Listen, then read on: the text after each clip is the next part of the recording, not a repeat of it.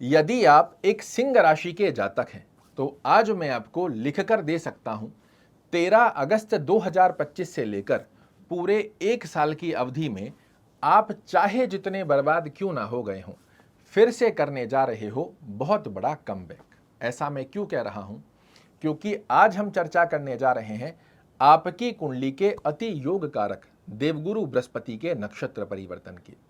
देवगुरु बृहस्पति वर्तमान समय में राहु के नक्षत्र में चल रहे हैं और आपकी कुंडली में एक अच्छे भाव में होने के पश्चात भी आपके लिए वो रिजल्ट नहीं जनरेट कर पा रहे जो आप डिजर्व करते हो, जो आपकी एक्सपेक्टेशन बनी हुई है और जिन्हें देवगुरु बृहस्पति को देने आपकी बाध्यता होती है।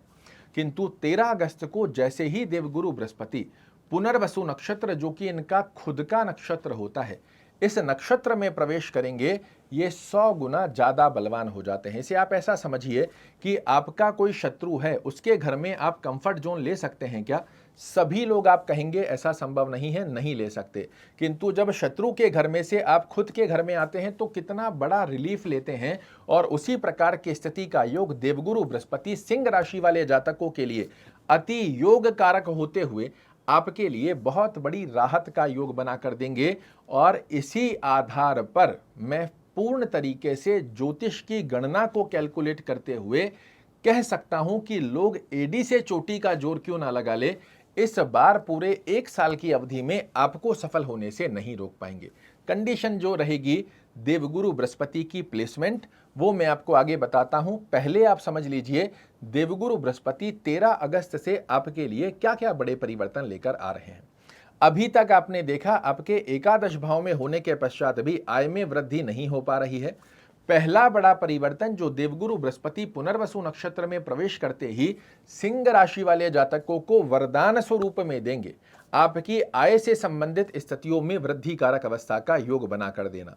चाहे आप जॉब कर रहे हैं, चाहे व्यवसाय कर रहे हैं, आपको एक से अधिक आय के आयाम या फिर आय में वृद्धि। तो जो जॉब कर रहे हैं तो साधारण सी बात है, उनके लिए आय में वृद्धि की स्थिति कैसी हो सकती है कि उनका प्रमोशन हो, प्रमोशन की स्थिति को बनाकर दें। एक से अधिक आप साइड में व्यवसाय चालू कर लें, इसका योग बना कर देते हैं। आप और कोई पार्ट टाइम जॉब कर लें, इस प्रकार की स्थिति का योग बनाना, ये एक प्रबल कारक योग रहेगा। व्यापारी दृष्टिकोण की स्थिति के आधार पर यदि आप व्यापार कर रहे हैं, आपके व्यापार में वृद्धि करने की बाध्यता देवगुरु बृहस्पति अपने हाथ में लेते हैं। दूसरी अवस्था में इस एक साल की ड्यूरेशन के अंदर देवगुरु बृहस्पति जो आपको बड़ा वरदान देंगे, आप देखिएगा आपकी डिजायर्स को, आपके मनोरथों को पूर्ण करने की बाध्यता देवगुरु बृहस्पति अपने हाथ में लेते हुए पाए जाएंगे। बड़े भाई बहनों से संबंधों की स्थिति को मधुर करेंगे। छोटी मोटी बीमारियां, जो मौसमी बीमारियां आपको लगातार सता रही थी, उससे आपको मुक्त निजात दिलाते हैं। तीसरा बड़ा वरदान जो हर व्यक्ति को कलिकाल के अंदर बहुत ज़्यादा इंपॉर्टेंट रखने वाली स्थिति बनाता है, वो है फाइनेंशियल दृष्टिकोण में स्टेबिलिटी का योग। कोई व्यक्ति चाहता है कि मेरा फाइनेंशियल दृष्टिकोण स्टेबल रहे, तो कोई व्यक्ति चाहता है कि इसमें निरंतर ग्रोथ होती जाए, और ये दोनों गतिविधि आपके लिए निर्मित कर दे रहे हैं। अभी तक आप देख रहे थे कि पैसा आ रहा है, जा रहा है, सेविंग दृष्टिकोण नहीं बन रहा, बैंक बैलेंस स्ट्रांग नहीं हो रहा है, किंतु सिंह राशि वाले जातकों के लिए बहुत बड़ा वरदान देवगुरु बृहस्पति निर्मित कर रहे हैं कि अब आप देखिएगा प्रत्यक्ष को प्रमाण की आवश्यकता नहीं होती है। 13 अगस्त के पश्चात धीरे धीरे ये गतिविधि आपके फाइनेंशियल दृष्टिकोण से आपको फाइनेंशियल स्थिति के आधार पर मजबूत करती हुई चली जाएगी। बैंक बैलेंस की स्थिति आपकी पुष्ट करती हुई चली जाएगी। आपकी कुटुंब परिवार में यशमान प्रतिष्ठा की स्थिति को वृद्धि कारक अवस्था में बना कर देते हैं। वाणी की दक्षता, ज्ञान स्वरूपी वाणी के अंदर आप खुद फील करिएगा कि अभी तक जो वाणी का प्रभाव, कई बार आपका वर्चस्व नहीं देखने को मिल रहा है, तो कई बार लोग आपकी बातों को तवज्जो नहीं दे रहे हैं। 13 अगस्त से धीरे धीरे आपका वाणी का वर्चस्व समाज में, परिवार में, कुटुंब में, कर्म क्षेत्र में आपको खुद को दिखना चालू होगा। मैं हमेशा कहता हूं कि प्रत्यक्ष को प्रमाण की आवश्यकता नहीं होती है। जो स्थितियां मैं बता रहा हूं, इनको आप अनुभूति कीजिए कि पहले में क्या चेंजेस था, अभी की स्थिति में क्या चेंजेस आ रहे हैं। चौथी गतिविधि में सीधा वरदान देवगुरु बृहस्पति जो आपके लिए निर्मित करते हैं, आकस्मिक लाभ की गतिविधियां आपके लिए बनना प्रारंभ होंगी। पेट से संबंधित एसिडिटी, गैस्ट्रिक, डाइजेशन प्रॉब्लम, इनकी स्थिति देखने को मिल रही है, उसे समाप्त कर देंगे। आपकी बुद्धिमता और चातुर्यमता की दक्षता के दम पर आप जीवन में श्रेष्ठ मुकाम हासिल करो, इसका भी एक श्रेष्ठ कारक अवस्था का योग बना कर दे रहे हैं।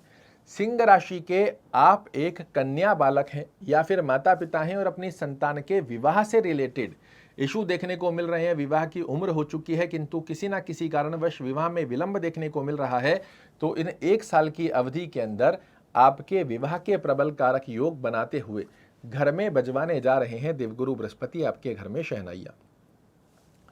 दाम्पत्य जीवन में बड़े मधुर संबंध बना कर देंगे, दैनिक रोजगार में वृद्धि कारक अवस्था का योग बनाकर देंगे और साथ ही पार्टनरशिप में आपके लिए बड़ी अच्छी अवस्था का योग बनाकर देते हैं। अब फिर से एक बार थोड़ा सा पीछे चलिए, जहां मैंने कहा था मैं लिख कर दे सकता हूं 1 साल के अंदर 13 अगस्त से फिर से करने जा रहे हो आप वापसी, किंतु उसके साथ में एक अवस्था मैंने और बताई थी, बशर्ते देवगुरु बृहस्पति की स्थिति आपकी कुंडली में एक अच्छे भाव में होनी चाहिए।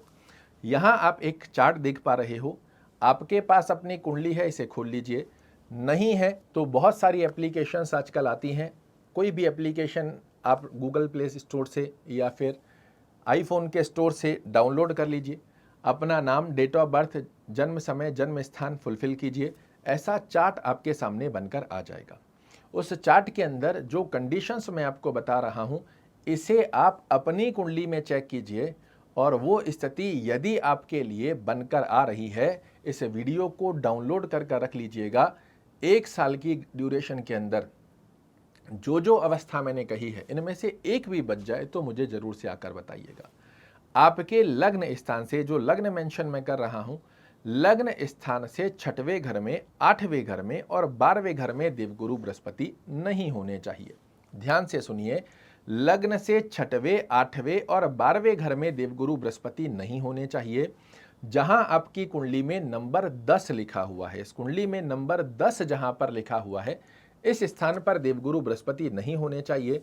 इन 4 स्थानों पर देवगुरु बृहस्पति को स्थान दोष लग जाता है और ये कुंडली के कारक होते हुए भी अकारक ग्रह की तरह फल देते हैं। इन 4 स्थानों को छोड़कर जहां कहीं देवगुरु बृहस्पति विराजित हों, डिग्री वाइज बलवान होकर बैठे हैं, तो फिर से इस वीडियो को कहूंगा डाउनलोड कर रख लो। 1 साल की गतिविधि में चाहे जितना पिछले समय में उतार चढ़ाव आपके लिए क्यों ना बनकर आए हों, आप फिर से करने जा रहे हो वापसी। क्या उपाय करने चाहिए ताकि देवगुरु बृहस्पति का श्रेष्ठ कारक लाभ हमें प्राप्त हो? ओम गुरुवे नमः, इस मंत्र का नित्य एक माला जाप करना आपके लिए अच्छा है। अगर आपकी कुंडली में 6, 8, 12 या नीचस्थ अवस्था में बने हुए हैं तो भी आप जाप कीजिए, अच्छे भाव में बने हुए हैं तो भी जाप कीजिए। विष्णु सहस्त्र नाम का पाठ करना या सुनना, दोनों में से जो संभवत स्थिति बनती है इसे फॉलो करें। अब यहां ध्यान रखना है, अगर कुंडली में 6, 8, 12 या नीचस्थ अवस्था में देवगुरु बृहस्पति हैं तो आपको गुरुवार के दिन पीली वस्तु का सेवन नहीं करना चाहिए। पुखराज गलती से भी धारण मत कर लीजिएगा, किंतु इन 4 स्थानों को छोड़कर देवगुरु बृहस्पति आपकी कुंडली में एक अच्छे भाव में बने हुए हैं। जितना संभवत रहे गुरुवार के दिन पीली वस्तुओं का खाना पीना, आसपास के वातावरण में येलो का यूज करते हो, ये आपके लिए बहुत अच्छा है। नहाने के पानी में एक चुटकी हल्दी डालकर स्नान करते हो, बहुत अच्छा है। चंदन, केशर या हल्दी का तिलक लगाते हो, इसको बड़ा अच्छा लाभ निकल कर आएगा। अपने सीधे हाथ के अंदर पीले रंग का धागा, अगर पुरुष हैं तो सीधे हाथ में, महिलाएं हैं तो उल्टे हाथ में पीले रंग का धागा बांध कर रखें।